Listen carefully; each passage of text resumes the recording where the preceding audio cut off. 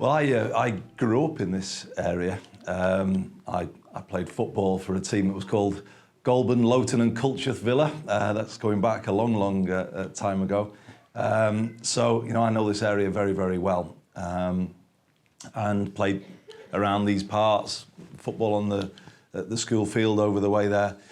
And it was then about 20 or so years ago when the vacancy came up for Member of Parliament for Lee. And somebody said to me, you should go for that.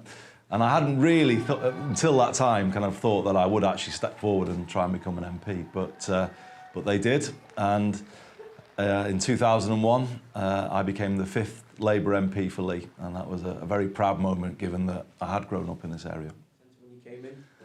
Honestly, I was amazed when I walked through the door, because if I'm honest, this building was always a bit of a challenge for me in the 16 years that I was the MP for Lee. I was somebody who was going around saying we need more youth facilities, more community facilities, and this seemed an ideal location, and yet it just seemed to be beset by challenges and problems over the years, and we could never bring it into what we all wanted it to be. So for me, it was quite uplifting actually to walk through the door, because I was always walking through and it not being what you would hope it to be. And finally thought, hang on a minute, this is becoming what we all wanted it always to be. So I think it's fantastic. You know, obviously I had an involvement with the club, and the club started out, and to see you now coming forward and lifting this facility is fantastic for me to see. I'm really pleased that the vision for the Lowton Community Hub kind of has an all ages approach to it. And the reason I say that is because my own kids came to a preschool here, and I used to have to pick them up and queue outside the front waiting for them. But also when I was the MP, I used to come to something called the Pensioners' Hut. So there has been quite a long tradition of it literally being for all the ages and everything in between. And so I was kind of pleased to see that the vision still keeps that. But obviously, we want the best quality sport for the young people of this area. And you know, the truth is, we're a very strong rugby league area, and you know, I would imagine we're always going to be. But interestingly, I was kind of interested in the link between martial arts and rugby league. My son did karate and then played rugby league for Lee Miners, and I remember coaches saying to me, the rugby league coaches, how much they value the fact that if young people have done martial arts, it gives them a real advantage when they get to the rugby league pitch. So I kind of feel there's a kind of complementarity there between the sporting sort of strengths and passions of our area. And you know, I just saw in my own son, when he did a bit of karate, the focus and the discipline it gave him, and it helped him from a sporting point of view, but it also just helped him from a personal development point of view. And I think it's fantastic that this could be a judo centre of excellence, but also bringing in those other martial arts as well. Linked to football and basketball out the back, a great vision, and something that has my full support. Yeah. So in my role as Mayor of Greater Manchester, I'm kind of struck really how mental health rises up the agenda all of the time, and also mental health linked to ageing as well. It is the issue of our times, and yet we have a health service that's pretty much built to deal with physical health problems. And I think we're going to have to rethink the way we approach these issues and actually start with people in communities and build support from that grassroots level upwards, because the NHS is never going to be able to provide that kind of everyday personal support that we're all going to need as we get older. I've always argued that, you know, we won't have an NHS that's ready for the 21st century until it supports people with dementia as well as it currently treats cancer. But we're miles away from that at the moment.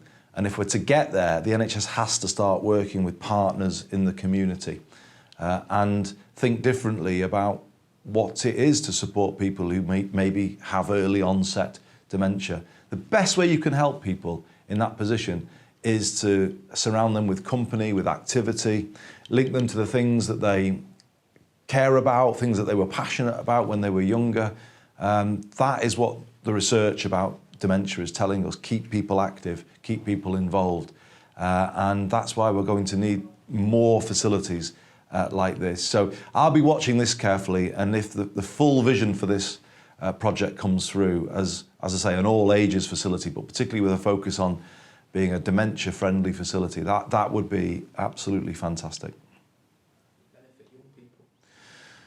So I've been doing a lot of thinking about this with Greater Manchester Police, because we are seeing a change in society where more, not just young people, but people generally are carrying weapons. And actually sometimes people think of young people in a very negative way. They get a very negative portrayal in the media. The truth is they're more likely to be a victim of crime than anyone else in society. So I think we need to see kind of issues facing young people in not so negative a way, but actually in a more supportive way. As Mayor of Greater Manchester, I'm bringing through policies to try and give young people help. So we're bringing in free bus travel for all 16 to 18-year-olds from September 2019. But then when we look specifically at those issues around knife crime, you have to ask yourself the question, why is a young person maybe more likely to carry a knife now? And I don't think it's out of bravado because they want to look hard. I think it's the opposite. I think it's more likely because they are frightened. They're scared that something might happen. And I do believe social media has had an effect in this way. If something happens now, an incident at school or in the streets after, social media can ratchet up the kind of the tension, and make people kind of worried about whether they're going out the house the next day or going to school the next day, and make them kind of more nervous about everything. So I think martial arts, boxing, all kinds of forms of self-defense have a role here in just giving people an inner confidence with regard to those issues and self-defense without the need to carry a weapon. And I'm a big believer that we should support. There are often clubs that are on the fringes of the sporting funding world. They struggle to get funding in the same way as football, rugby, or cricket, or whatever it might be. But I'm a big believer that we do need to kind of bring our martial arts clubs, boxing clubs into that mix and support them with funding. Because there are some young people who might be at risk of perhaps becoming involved with violence, who could really respond to the structured, disciplined environment that a martial arts club or a boxing club can provide, and then give those young people that confidence that they don't have to sort of carry something to protect themselves. They can, they're not going to become violent people. They just simply know how to handle things should they become threatened in any way, and also kind of people who might stand up for others if they were being bullied. So I think there's so much to offer here, and I would like to see martial arts clubs being given more support from public funds to expand the reach of what they do. Well, I think Wigan Council gets a very good deal out of the Lowton Community Hub. To be fair to them, they have encouraged this, because Wigan realised a few years ago that it couldn't just run all of these buildings and these assets itself. It just didn't have the resources anymore to do that. I think this facility was one of the first asset transfers in the Wigan Borough, and the council deserves credit for that, being prepared to let go of some of its facilities and bring in people who are going to fill them with more activity, with more life.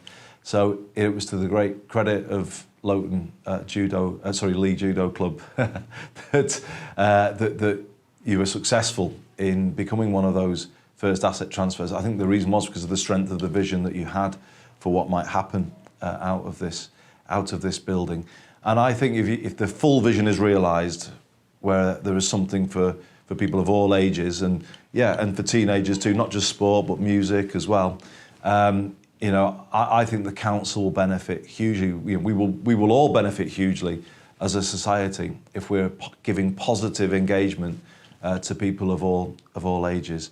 So this project is something that I would want to see the council, Greater Manchester, everybody getting fully behind, because it's exactly the kind of thing that we need more of. So I think this needs to be a partnership, doesn't it, between all of the organisations involved in the Lowton Community Hub and Wigan Council. And I've seen that partnership in other ways in the borough, where the council has transferred an asset and then has kept a relationship. I mean, the truth of the matter is, the property side of the council will, in the early days, just pass over the asset, and they've not got the resources to help with all the other things that those groups want. It's when the facility's up and running, the children's services side of the council or the adult services will then come in and say, right, how can we kind of work with you with this facility to deliver more of our services from here? So it's something that builds in time, but I've seen it at the Pelican Centre in Tilsley, where Tilsley Swimming Baths was handed over. And yeah, it takes a time for things to come to where you would want them to be. But you know, it's something that once the facility's up and running, the council has become quite used now to delivering more of its services out of buildings like this. And it's a partnership that will grow in time. That's certainly at the heart of the Wigan deal, which is the policy that they've been running now for a number of years, where you know, more and more is asked of the community with regard to delivering what in the past would have been considered council services. So my expectation would be that, you know, let's roll forward 5 years from here, Wigan Council will have a strong partnership with the Lowton Community Hub, and actually even more things will be delivered out of this building than we can imagine right now, because that's the way it's gone in other parts of the borough. And in this particular community, which I know very, very well indeed, I think it needs a facility like this. You know, it's perhaps perceived to be one of the more wealthy areas of the borough, but actually not so much, in that there are still parts of this community that really need support, really need a community facility, need that kind of proximity to the council services that they may depend upon. So, you know, I expect this to develop in ways that are kind of hard to imagine now. But, you know, I'm confident that if the building is restored in the way that we want it to be, you know, Wigan Council will be using this in a very major way going forward from here. If you would like to find out more or support the Lowton Community Hub project, visit www.lowtoncommunityhub.co.uk.